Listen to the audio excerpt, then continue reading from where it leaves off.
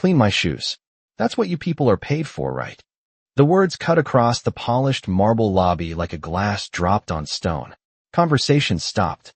A few heads turned. The sound of heels clicking against the floor slowed into silence. Maya Carter didn't answer right away. She stood near the entrance beside a gray janitor cart, one hand still wrapped around the damp handle of a mop, the faint scent of lemon disinfectant clinging to the air around her. The towering windows of the Sterling Tower lobby poured cold afternoon light across the floor, reflecting off chrome railings and the glossy black shoes of the man standing in front of her. Daniel Whitmore, founder of Whitmore Capital, Billionaire, magazine cover regular, and the kind of man whose presence usually made rooms lean toward him without question. His driver waited outside beside a long black sedan idling at the curb. Two junior executives stood a few feet behind him, pretending to check emails while clearly watching. Maya glanced down briefly, not at his shoes, but at the small puddle of rainwater dripping from the umbrella he had tossed carelessly onto the floor moments earlier. A thin stream crept slowly across the marble tile toward the reception desk. She reached quietly into the cart and pulled out a folded cloth. Not hurried, not nervous, just steady. The cloth moved once across the floor, absorbing the spreading water with a soft whisper. Around them, the lobby returned to motion, but slower now, like a room aware it was witnessing something uncomfortable. Daniel watched her for a moment, the corner of his mouth curled with mild amusement.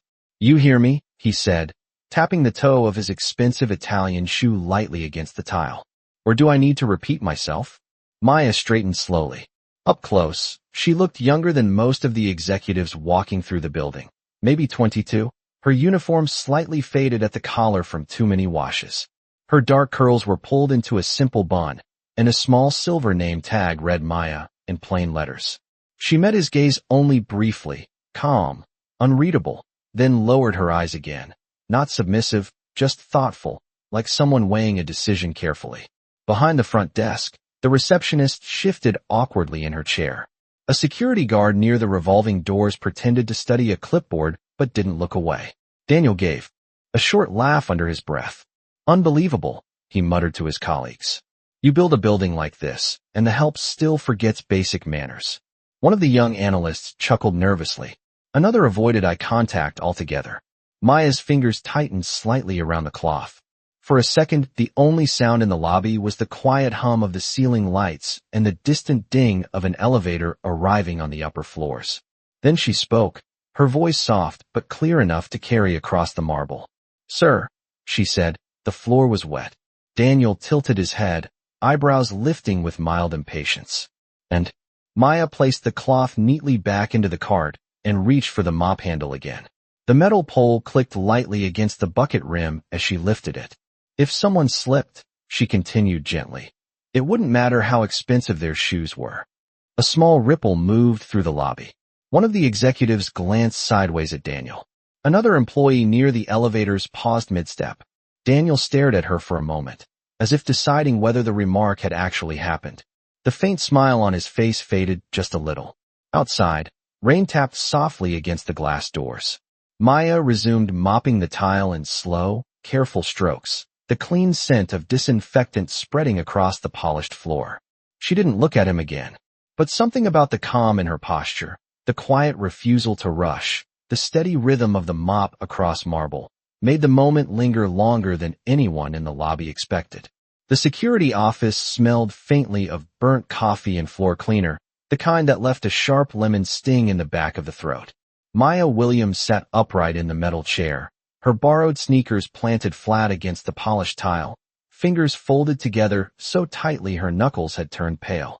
Across from her, a security monitor flickered through silent camera feeds of the building's marble lobby, elevator banks, and quiet corridors.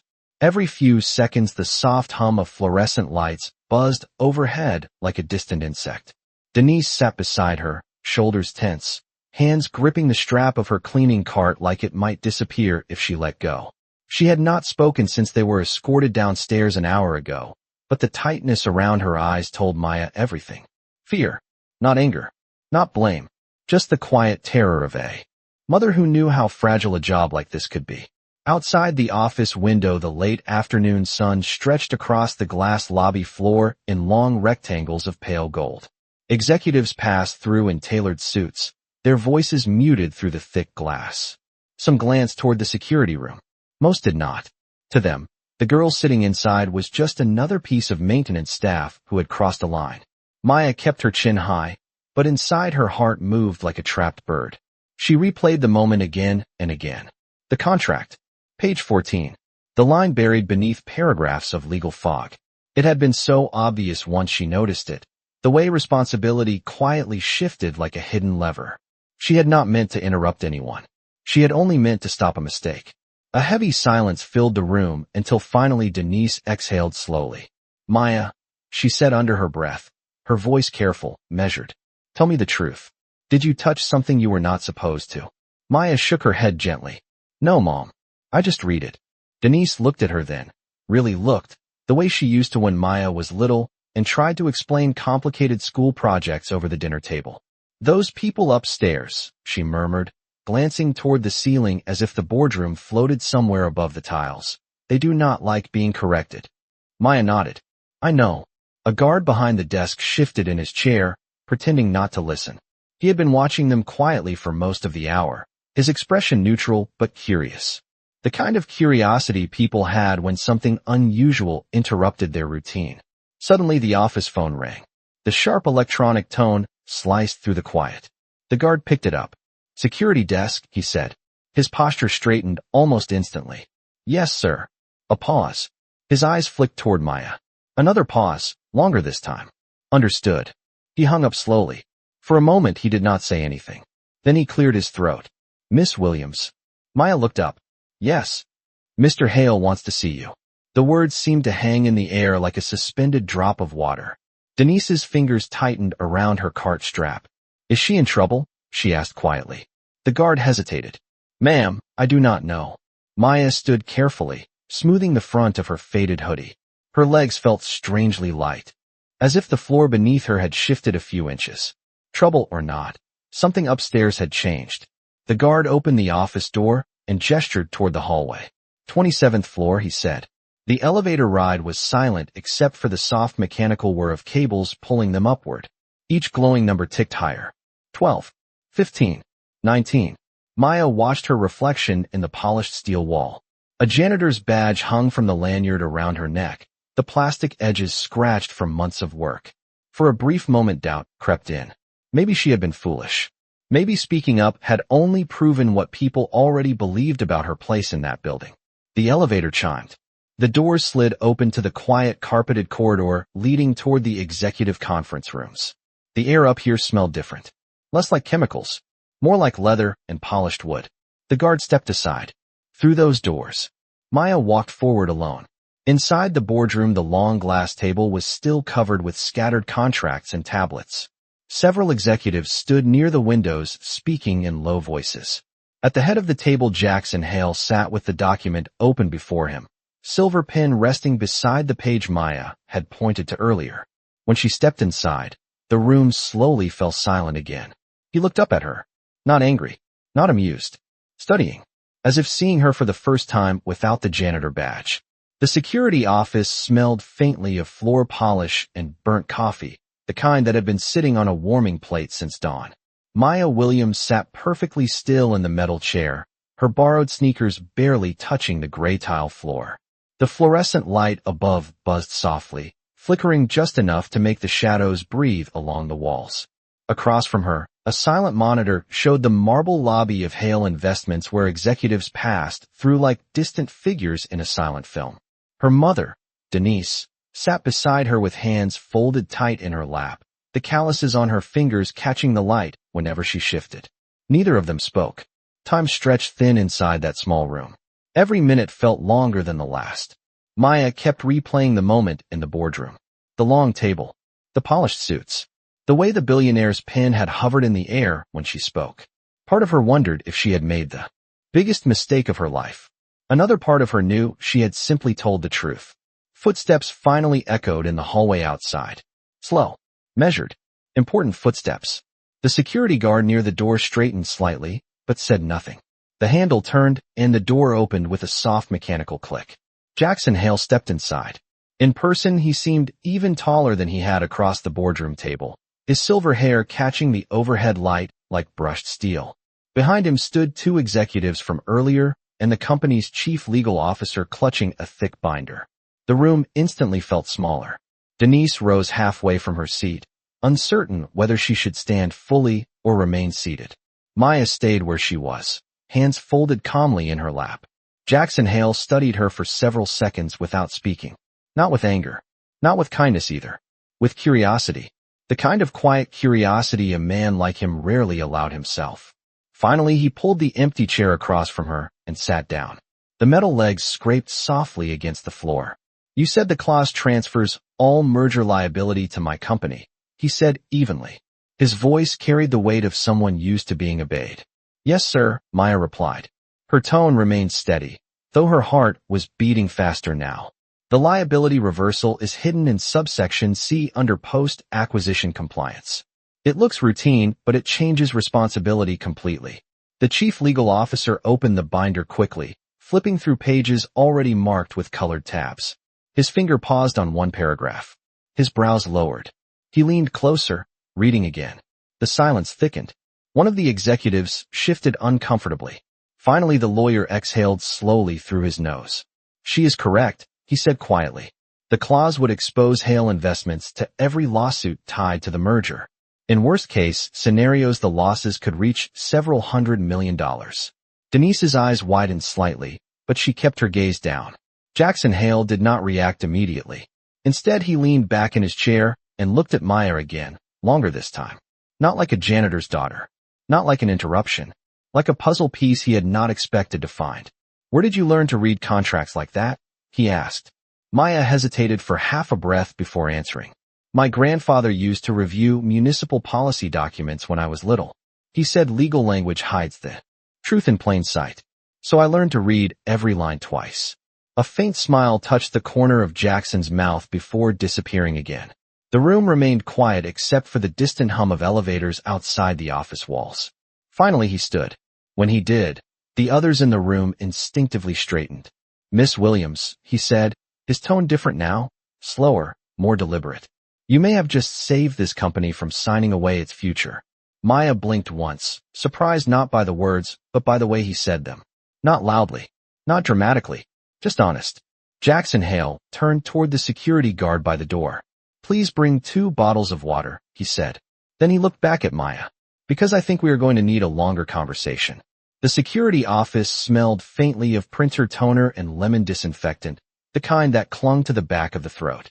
Maya Williams sat perfectly still in the plastic chair, hands folded in her lap, staring at the reflection of the marble lobby in the dark computer monitor across from her. The building that had felt enormous hours earlier now felt quiet in a different way, like a place holding its breath.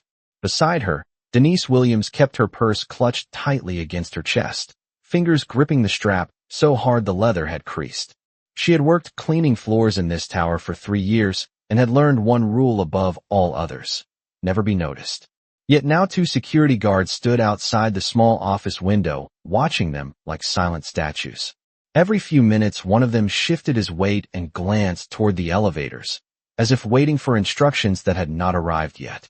Denise finally leaned closer and whispered, her voice thin with worry. "Maya, baby, you should not have said anything up there. Those men run companies bigger than this whole building." Maya did not answer right away. Her eyes remained calm but distant, as if she were replaying the moment again in her mind. The contract. The clause. The way the sentence bent responsibility like a hidden trap door. "I just told the truth," she said quietly. Denise sighed and rubbed her temple. "Truth does not always protect people like us." Across the lobby the elevator chimed softly. Both guards straightened. Maya looked up as the doors slid open and 3 men stepped out. In dark suits, their shoes clicking sharply against the polished marble floor.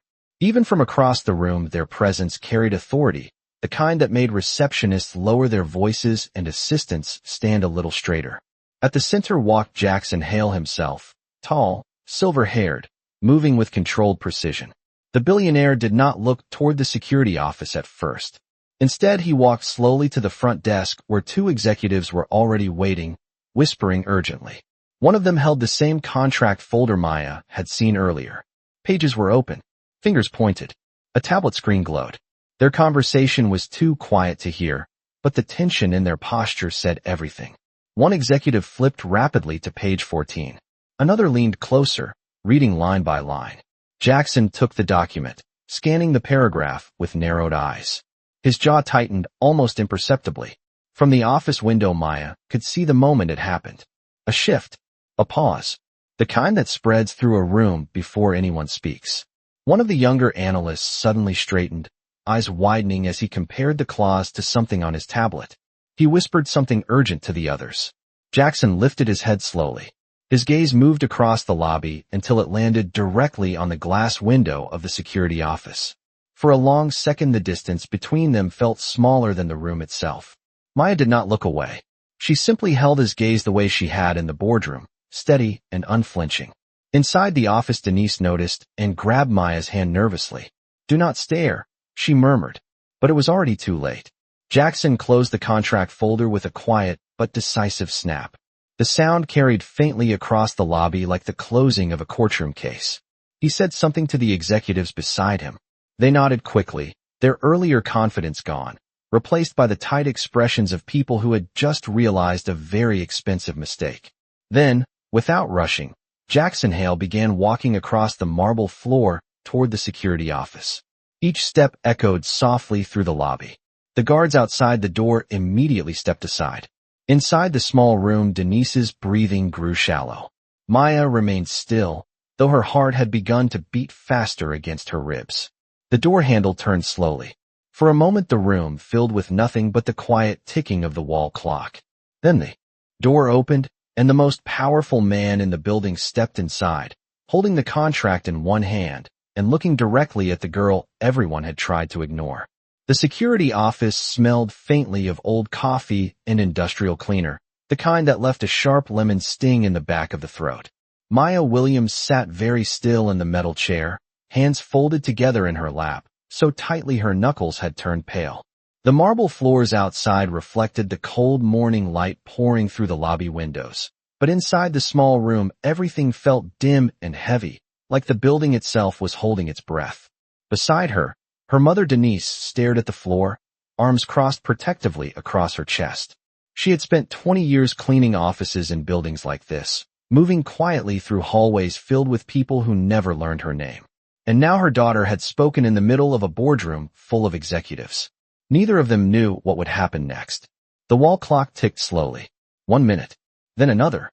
Maya replayed the moment again in her mind. The contract pages, the clause buried in polite legal language, the trap hidden behind polite words.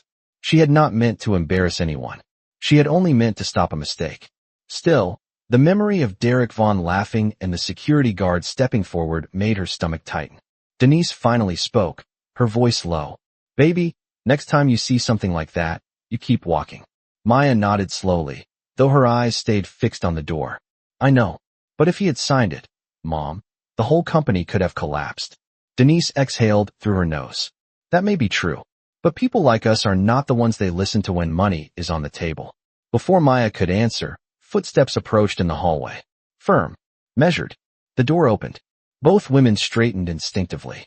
Jackson Hale stepped inside the room without his jacket, his white shirt sleeves rolled neatly to the elbows. Up close, he looked older than he had across the conference table, the lines around his eyes deeper, the silver in his hair brighter under the fluorescent light. For a moment he said nothing. His gaze rested on Maya with a kind of quiet calculation that made the room feel smaller.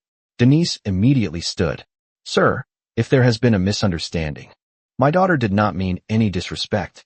She is a good girl. She just reads too much sometimes." Jackson lifted a hand gently. "Mrs. Williams, please sit." His voice was calm, almost thoughtful. Denise hesitated, then slowly lowered herself back into the chair.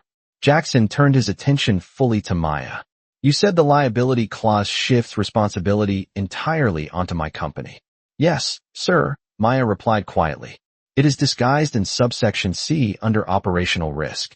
If the merger fails or lawsuits appear later, Hale Investments absorbs everything." Von Global walks away untouched. Jackson studied her face as if weighing every word. Then he placed a thick folder on the desk between them and opened it. Page 14. Maya leaned forward slightly, the faint scent of expensive cologne mixing with the sterile air of the room. Her eyes scanned the page quickly. There.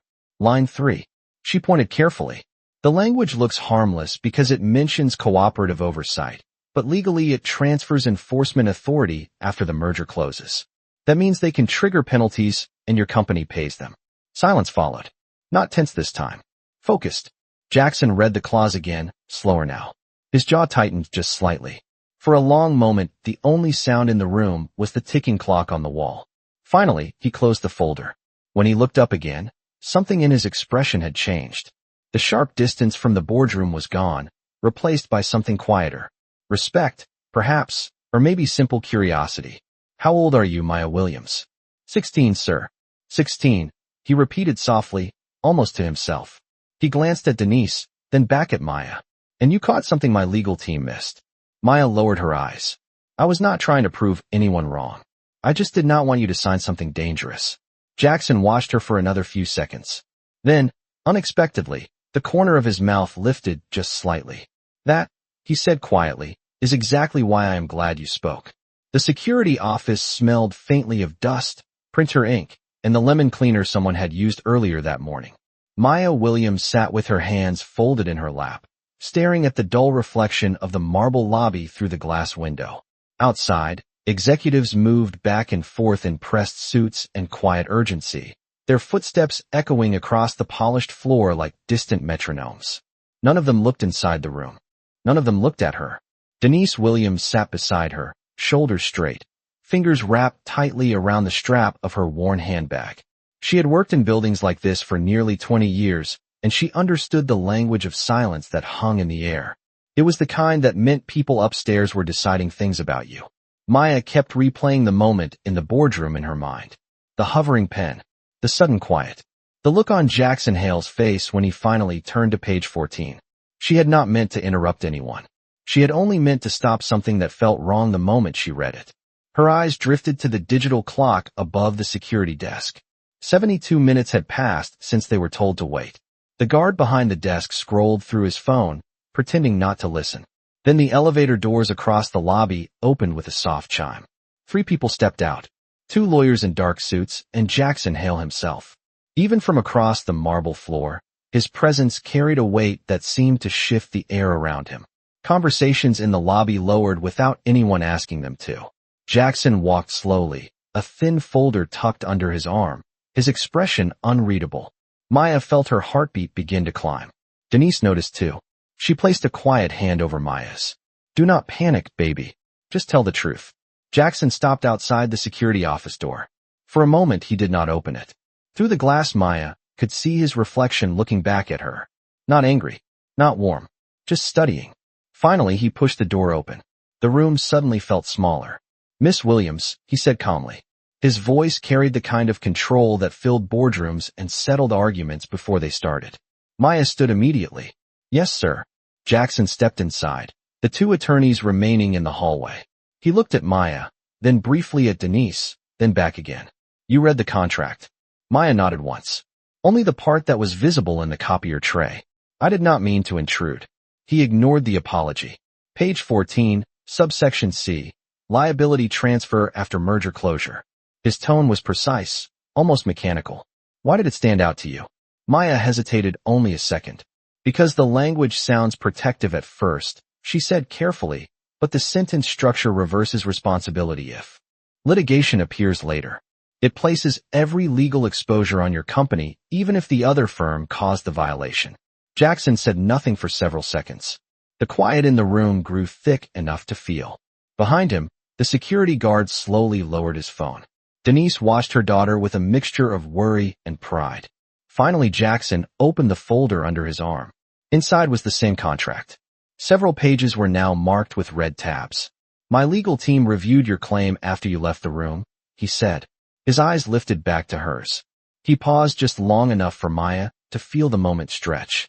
And you were correct. The words did not sound dramatic when he said them. They landed quietly, almost gently, but the effect inside the room was immediate. The guard straightened in his chair.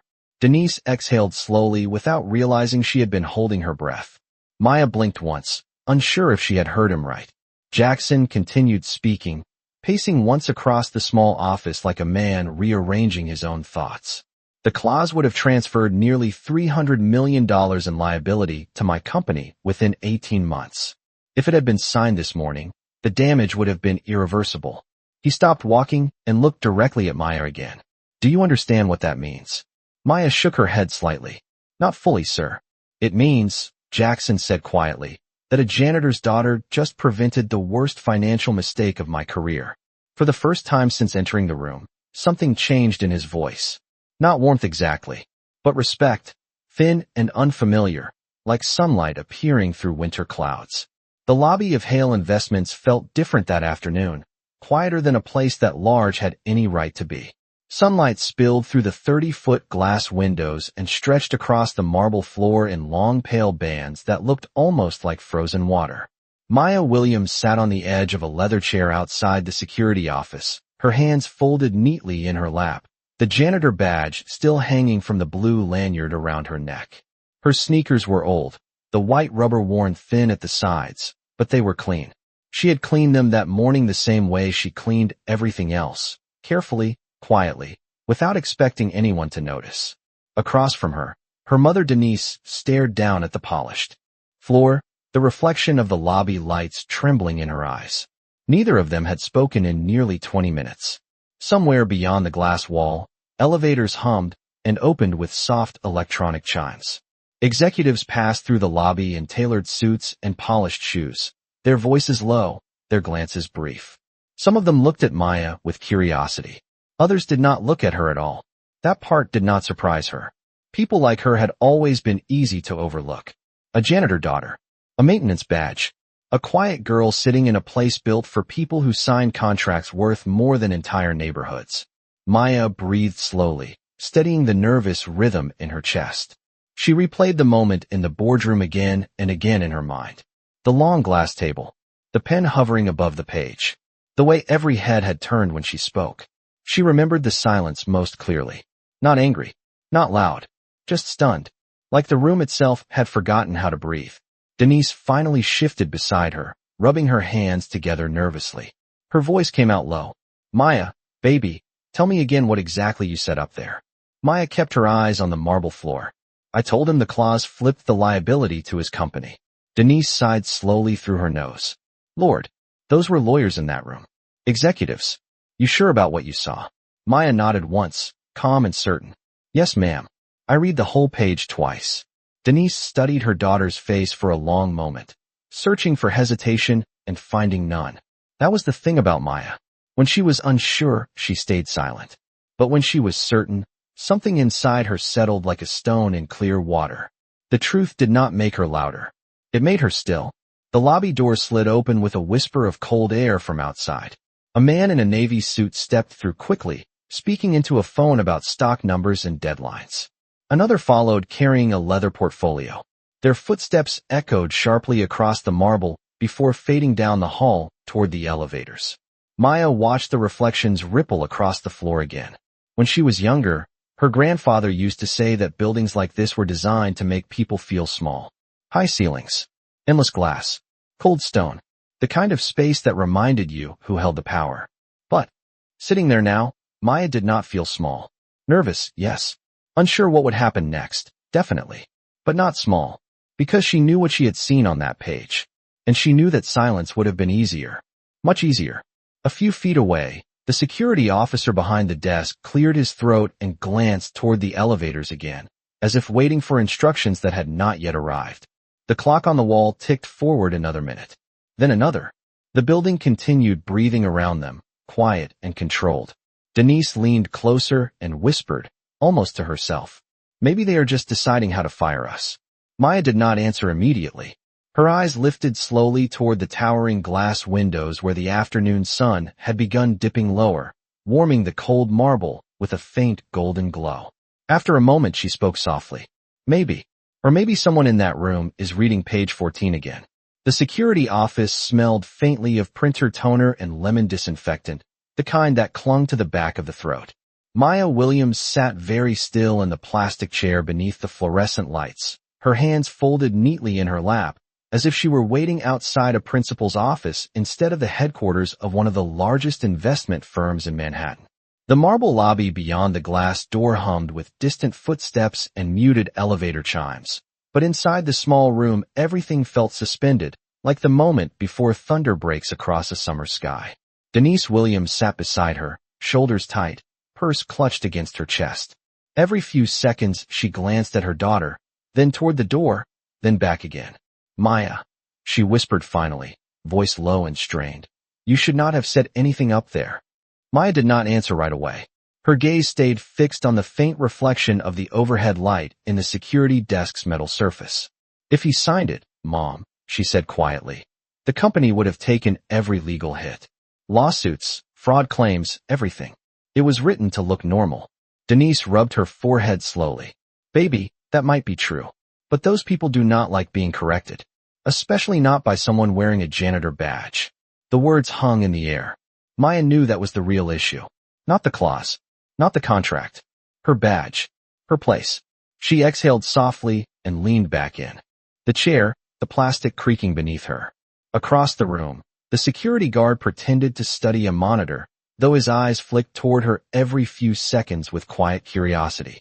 Somewhere 20 floors above them, executives in tailored suits were probably rereading the document she had interrupted. The thought made her stomach tighten. Not because she doubted herself. Because she knew how easily pride could override logic in rooms like that. Minutes stretched. Then more minutes. The clock on the wall ticked steadily toward 9:30. Finally, the hallway outside filled with the quick rhythm of expensive shoes striking marble. The door opened sharply. A young legal analyst stepped in first, tablet in hand, breathing slightly fast, as if he had jogged down the corridor. Behind him came two senior executives Maya recognized from the boardroom table. Their expressions were no longer amused. They were focused. One of them looked directly at her. "You," he said, pointing toward the desk. "The girl from the meeting." Maya stood slowly. Her mother stiffened beside her. The man held up a printed copy of the merger contract, several pages folded back. "Show me exactly what you saw." The room went quiet again. Maya stepped forward and accepted the document carefully, her fingers steady despite the sudden weight in her chest. Page 14. Just like before. The clause sat buried beneath dense legal language, polished and technical, designed to slide past tired eyes during a long negotiation. She traced the paragraph with her finger. "Right here," she said calmly. Subsection C. It says liability shifts to Hale Investments if any regulatory breach appears after the merger is finalized. The analyst leaned closer, reading aloud under his breath. One of the executives frowned, then turned the page slightly to catch the light. For several seconds nobody spoke. Then the analyst's eyebrows rose slowly. "Wait," he murmured. "If this triggers, then every post-merger lawsuit lands on us." The executive's jaw tightened. He looked back at Maya. Not with irritation this time. With something closer to concern. Down the hall, another elevator opened. More footsteps approached, heavier this time. A moment later, Jackson Hale himself appeared in the doorway. The silver-haired billionaire filled the small room with quiet authority. His gaze moved first to the document in the executive's hands. Then to Maya. The same girl security had escorted out of his boardroom less than an hour earlier. "Well," he asked calmly. The analyst swallowed. "Sir, she may be right." Silence settled over the room again, deeper than before. Jackson Hale stepped forward, took the contract, and read the clause slowly. His eyes narrowed just slightly. Then he looked up at Maya Williams. For the first time since she had spoken in the boardroom, the faintest crack appeared in the armor of power that surrounded him. Not anger, not dismissal, something more complicated. The realization that the quiet girl in borrowed sneakers had seen something his entire legal team had almost missed.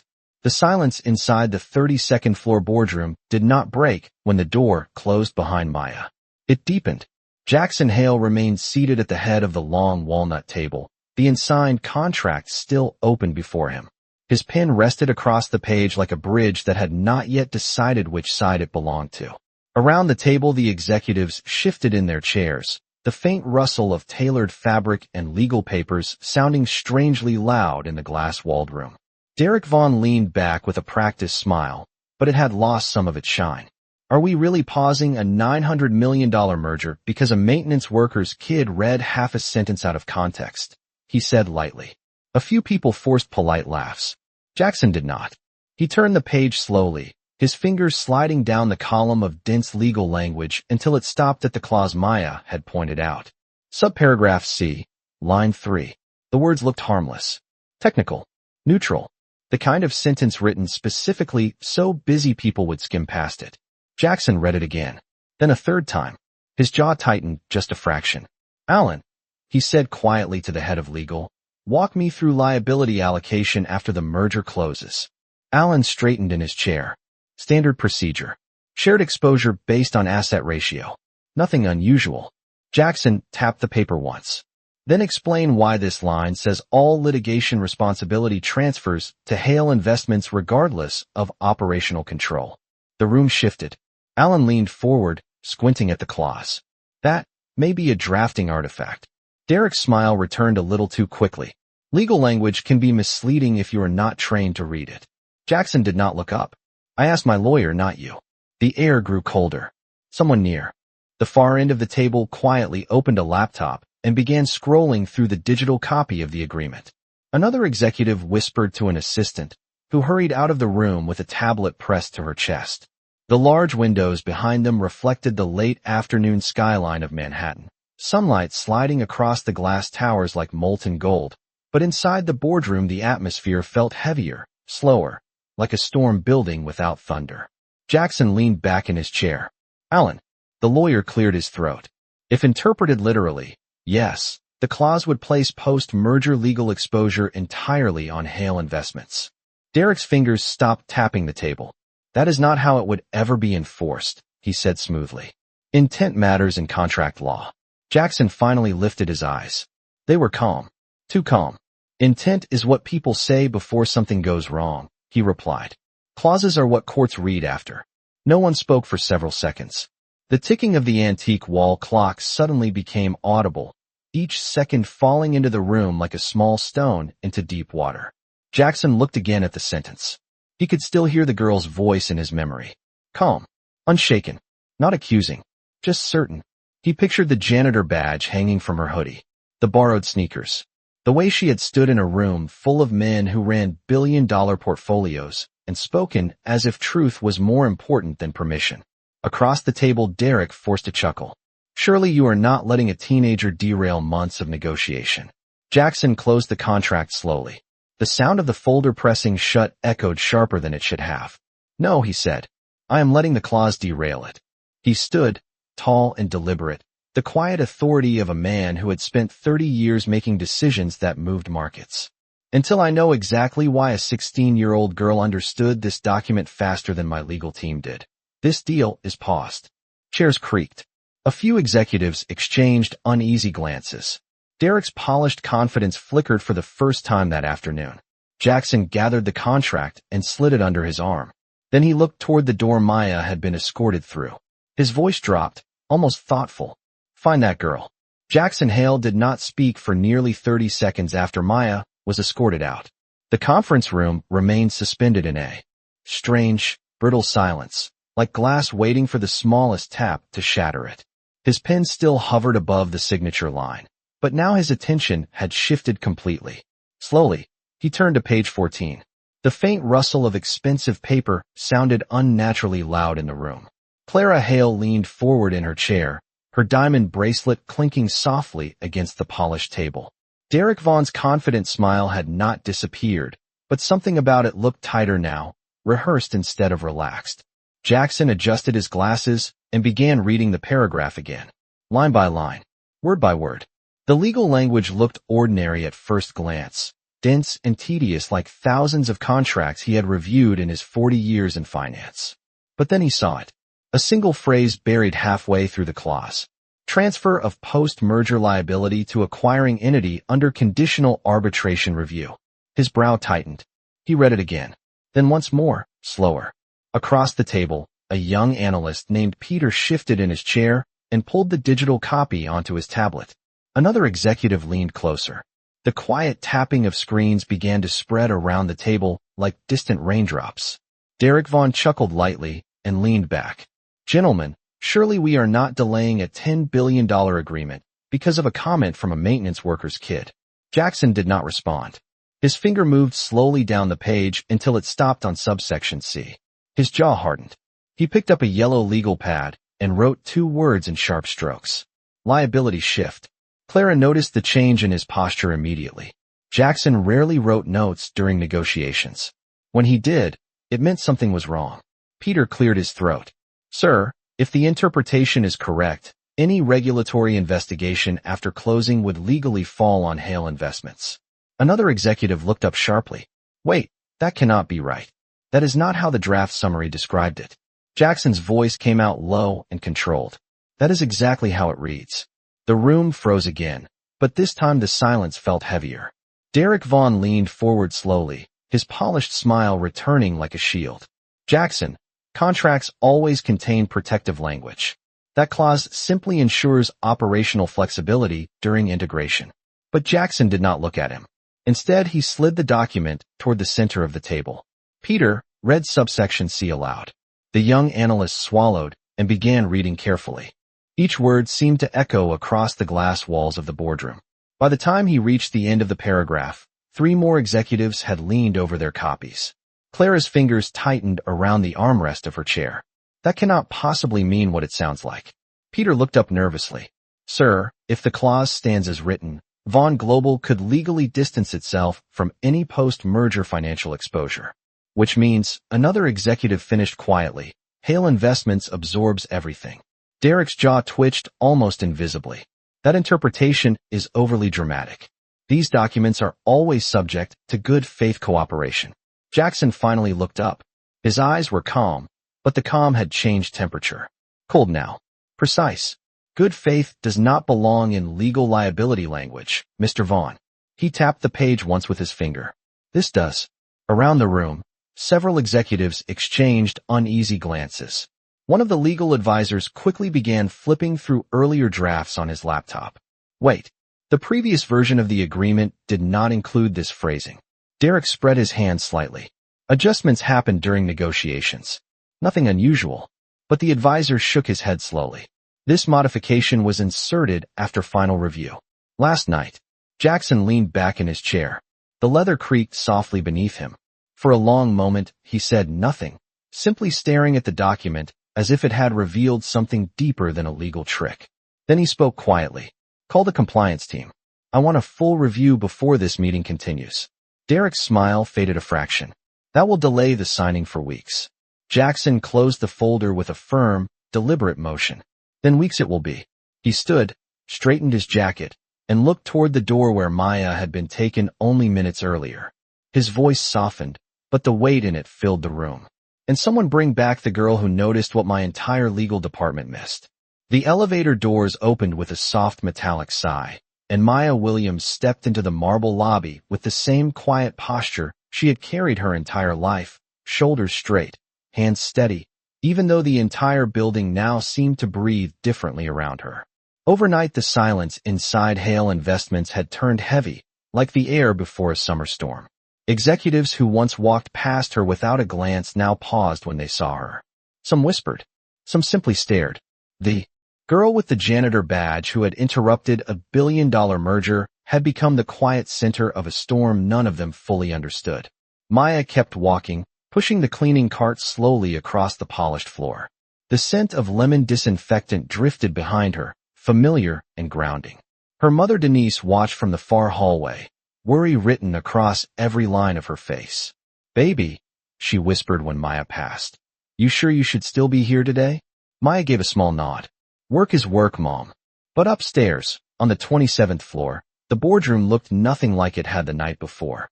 Papers were scattered across the long glass table. Laptops glowed with highlighted clauses. Lawyers leaned over documents, speaking in urgent, clipped tones. At the center of it all sat Jackson Hale. His silver hair looked slightly out of place for the first time in years. He had spent the entire night reviewing the contract Maya had pointed out. Page 14. Subparagraph C. The clause that quietly shifted liability onto his company like a hidden trap door. His legal team had confirmed it at 3 in the morning. If he had signed that document, Hale Investments could have absorbed billions in lawsuits within months. Derek Vaughn's firm would have walked away untouched. Jackson stared at the page again, the faint imprint of his pen still visible where it had hovered above the signature line. 1 inch lower, and everything would have changed. The door opened softly. Clara Hale stepped inside. "They confirmed it?" she asked quietly. Jackson nodded once. "Every word," she said. Clara crossed her arms. "Then you should call the police. Vaughn tried to set you up." Jackson leaned back slowly. Maybe. But his mind was not on Derek Vaughn. It was on the girl in borrowed sneakers who had spoken up, while every executive in the room stayed silent. Hours later, Maya was wiping fingerprints from the lobby's glass doors when a shadow fell across the floor. She looked up and froze. Jackson Hale stood a few feet away, his presence filling the quiet space without a single raised voice. Denise stiffened beside her cart. Maya straightened instinctively. "Sir." Jackson studied her for a long moment. Up close, she looked even younger than he remembered. Not a strategist. Not a corporate rival. Just a girl holding a damp cloth. "My legal team verified." "The clause," he said calmly. Maya nodded once. "Yes, sir. You saved my company billions of dollars." She looked down at the cloth in her hand. "I just read the contract." A small silence settled between them. Employees nearby slowed their steps, pretending not to listen. Jackson could have asked her to testify against Vaughn. He could have turned the moment into a public humiliation for the man who nearly ruined him. But Maya spoke again before he could say anything else. "Sir, you do not need to mention me when you confront them." Jackson blinked slightly. "Why not?" She shrugged softly. "People like me do not need to be in the middle of fights like that. Just fix the contract. Protect your company." The answer surprised him more than the discovery of the clause itself. "You realize," he said slowly, "you could gain a lot from this situation." Maya looked up at him, her expression calm, almost gentle. "I did not speak up to gain something, sir. I spoke up because it was the right thing to do." The lobby grew quiet again. Somewhere above them, an elevator bell chimed. Jackson studied her face, searching for ambition, pride, even resentment. He found none, just steady dignity. Finally, he gave a small nod. Not the nod of a billionaire acknowledging an employee, but the nod of a man realizing he had nearly ignored the most honest voice in the room. The platform clock above the train platform flickered to 8:42 p.m., its pale fluorescent glow washing the station in a tired kind of light. Maya Williams sat very still on the cold metal bench, her small duffel bag resting against her ankle, the paper ticket to Savannah folded between her fingers like a decision she had not fully made yet. Around her, the station hummed with quiet movement. A rolling suitcase rattled across the tiled floor. A vending machine buzzed softly in the corner. Somewhere down the platform a conductor called out boarding instructions in a voice that echoed through the cavernous space. Maya barely heard any of it. Her mind was somewhere else entirely. 2 boys with tired eyes and soft voices asking her not to leave. Ethan clutching the sleeve of her sweater like it was the only steady thing in the room. Eli finally falling asleep against her shoulder after hours of fear. She exhaled slowly, the breath trembling in the cold air. She had told herself she was leaving because it was the right thing to do. Because people like her did not belong in houses like that. Because kindness was easier to give when you expected nothing back. Still, something in her chest felt unfinished. The distant roar of an approaching car engine cut through the quiet outside the station entrance. Headlights swept across the tall glass windows, spilling white light over the tiled floor. A moment later the doors burst open and a tall figure stepped inside, breath uneven, coat half buttoned as if he had dressed while moving. Edward Hawthorne stopped just inside the entrance, scanning the room with a kind of urgency that turned heads. For a moment he did not see her. Then his eyes landed on the bench near the platform gate, and the tension in his shoulders seemed to break all at once. He walked toward her slowly now, not with the authority people expected from a man like him, but with the careful steps of someone approaching something fragile. Maya looked up as his shadow fell across the floor in front of her. For a second neither of them spoke. The station noise faded into the background, leaving only the quiet hum of the overhead lights. Edward finally exhaled. "I was afraid I was too late." Maya held his gaze, calm but guarded. "Your house has plenty of people who can take care of the boys," she said softly. "You did not have to come all this way." Edward shook his head once. No, he said quietly. It turns out I did. He lowered himself onto the bench across from her, elbows resting on his knees like a man who had spent the last several hours confronting something uncomfortable inside himself. Ethan refused dinner, he continued. Eli asked 3 times if you were coming back to read the tree story. His voice caught slightly before he went on. And Mrs. Keller reminded me of something I should have realized the moment I walked into that room. Maya waited, silent. Edward lifted his eyes to meet hers. They were not afraid of the dark, he said. They were afraid of being alone in it. The words hung between them for a moment. Maya's fingers tightened slightly around the folded ticket. Edward leaned forward, his voice steady but stripped of the sharp authority it once carried. I spent 2 years trying to control everything in that house. Therapists, schedules, security systems, routines. I thought if I managed every detail, the boys would stop hurting.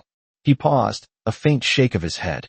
You walked in with nothing but patience, and they slept peacefully for the first time in months. Maya's expression softened, but she did not interrupt. Edward reached into his coat pocket and pulled out the small sketchbook he had taken from the hallway stool earlier that day. He opened it to the drawing of 2 boys beneath a wide tree, a simple figure sitting between them with outstretched arms. He turned it toward her. They drew this after you tucked them in, he said quietly. Beneath the sketch were 3 uneven words written in a child's careful hand. The one who stays. Maya looked at the page for a long moment. The platform loudspeaker crackled overhead announcing the final boarding call for Savannah. Edward did not move. I came here to say something I should have said before you ever walked out the gate, he said finally. I was wrong about you. He let the words settle fully before continuing. Not just about that night. About who you are. His voice lowered, almost reflective. You are not someone who cleans rooms in my house. You are the person who made it feel like a home again. Maya's eyes lifted slowly from the sketchbook. Edward did not offer excuses. He did not defend himself. He simply sat there with the quiet honesty of someone who had finally understood what mattered. Outside, the train doors hissed open and passengers began stepping aboard, but neither of them turned to look. The morning light arrived quietly over the Hawthorne estate, sliding through the tall windows like a hesitant visitor. Edward Hawthorne stood on the balcony outside the twins' bedroom, hands resting on the cool iron railing, watching the fog lift from the tree line beyond the property. For the first time in months, the house behind him was not filled with restless footsteps or midnight cries. Instead, there was the soft rhythm of 2 boys laughing somewhere down the hallway, the kind of laughter that felt almost fragile, like something new that had not yet learned how strong it could become. Ethan's voice carried first, bright and certain. She said the pancakes have to be round or they do not count. Eli answered with a sleepy giggle. Miss Maya says crooked pancakes are still brave pancakes. Edward closed his eyes briefly as those words settled into him. Brave pancakes. It was exactly the sort of small, gentle wisdom Maya used without realizing it mattered. He had heard the boys repeat her phrases all morning, as if the language she left behind had quietly replaced the silence that used to live in this house. Downstairs, Mrs. Keller moved through the kitchen with the calm authority of someone who had already decided what the day would become. The smell of butter warming on a skillet drifted through the open hallway, soft and comforting. Edward stepped inside and walked slowly toward the kitchen doorway. Ethan and Eli sat at the table, their small legs swinging beneath the chairs, watching the pancakes form like it was the most important event in the world. When Eli noticed his father, he lifted his head. Dad. Edward paused. The words still felt new when spoken without hesitation. Yes, buddy. Eli tilted his head slightly. Miss Maya said people can learn things even when they are grown up. Ethan nodded firmly beside him. She said hearts are muscles. If you use them, they get stronger. Edward felt something tighten gently in his chest. Not painful, just honest. He walked forward and placed a hand on each of their shoulders. She was right, he said quietly. The boys returned to watching the pancakes with serious concentration, as if they had already accepted that answer. Outside, a breeze moved through the maple trees lining the driveway, scattering light across the gravel path that led to the gate. Edward looked through the kitchen window toward that distant entrance. For weeks he had expected regret to feel like punishment. Instead it felt like clarity. Maya had never tried to change his life. She had simply cared for 2 frightened boys the way she believed every child deserved to be cared for. And somehow that simple kindness had forced the entire house to remember what warmth felt like again. Mrs. Keller placed a finished stack of pancakes onto the table and wiped her hands on a towel. She glanced toward Edward, her eyes thoughtful but gentle. "The house feels different," she said. Edward nodded slowly. "It does." The old woman allowed herself a small smile. Before turning back to the stove, the twins began arguing about who received the largest pancake, their voices overlapping with innocent determination. Edward listened for a moment before stepping quietly onto the back porch. The morning sun had finally burned through the fog, revealing the long stretch of lawn and the quiet road beyond the gate. Somewhere out there Maya Williams was living her life again, probably in some small town where no one knew the quiet miracle she had left behind in a house that once felt impossible to heal. Edward did not chase after that thought. Instead, he breathed in the crisp autumn air and let the moment settle. The twins' laughter drifted through the open door behind him, warm and steady. He realized then that redemption was not a grand speech or a dramatic apology. Sometimes it was simply choosing to become the kind of person a kind heart had believed you could be. Edward turned back toward the kitchen where the boys were waiting with syrup-covered smiles and questions about crooked pancakes. And as the sunlight filled the old house with a gentle glow, the silence that remained was no longer empty. It was peaceful. Maya had not returned to the Hawthorne estate. She had not needed to, because long after she walked away, the kindness she left behind was still teaching that house how to be human.